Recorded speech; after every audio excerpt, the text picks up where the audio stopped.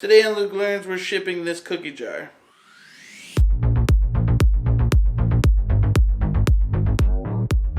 People steer away from shipping glass things because they do break, but I've had plastic things break too. Breaking things happen. I personally will use one box and just pad the crap out of it. So let's get into the workshop of actually shipping this thing, alright?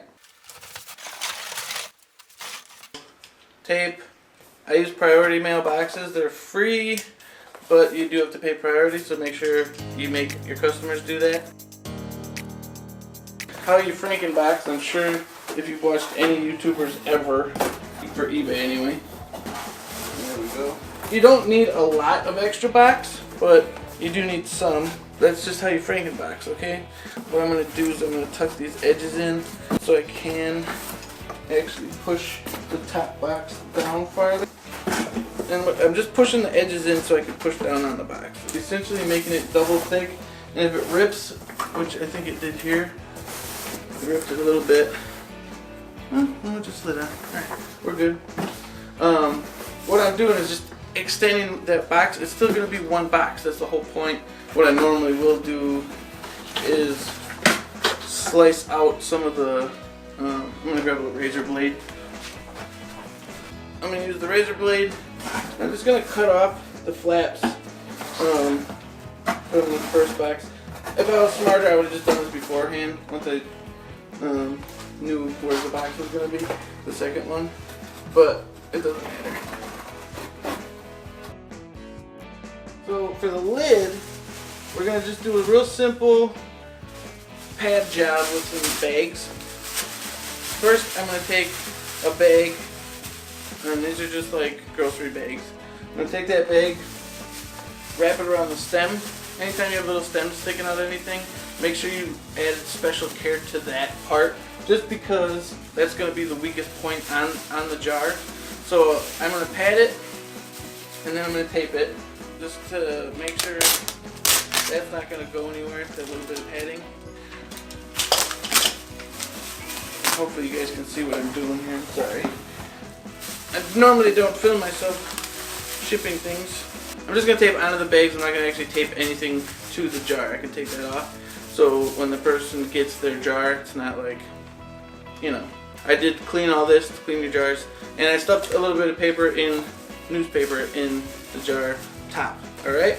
Now we're actually going to keep bagging just so we're able to hold what I did taped in place. We got one more bag. Wrap it around. Add another piece of tape onto that. Okay? Don't be like, Luke, you're using foam. I don't have foam.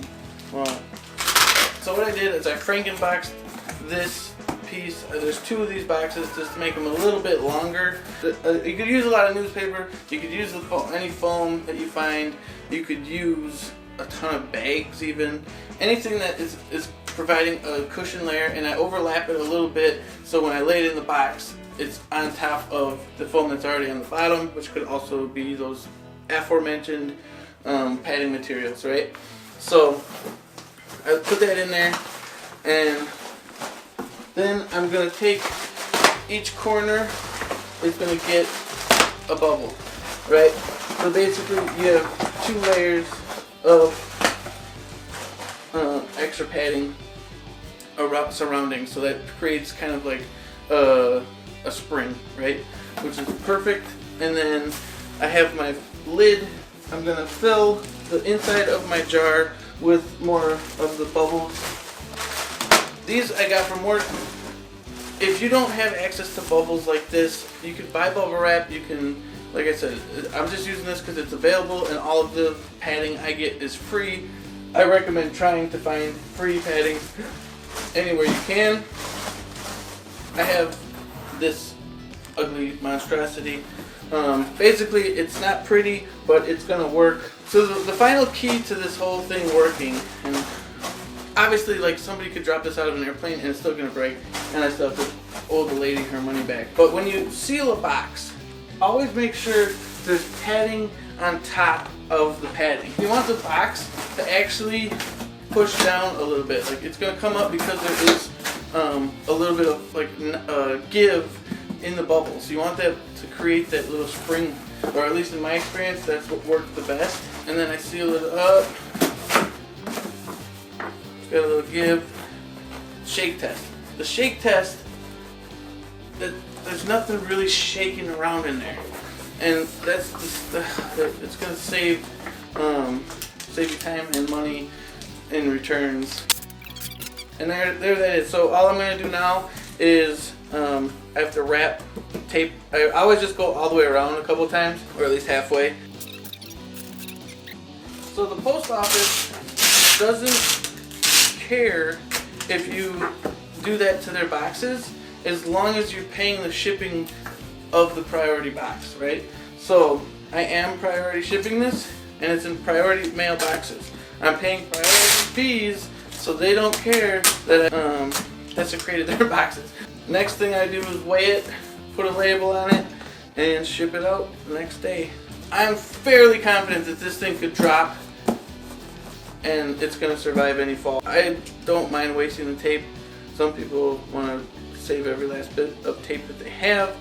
I don't think it's wise, especially if you're going to use one box like this and not double box your glass items. But hopefully that helps you guys something, or maybe I was just terrible and out of focus. I don't know. But I'm posting it anyway because it could help you. Let me know if it did. Let me know how you ship, if it's easier than what I just did. And I'll catch you guys on the flip side.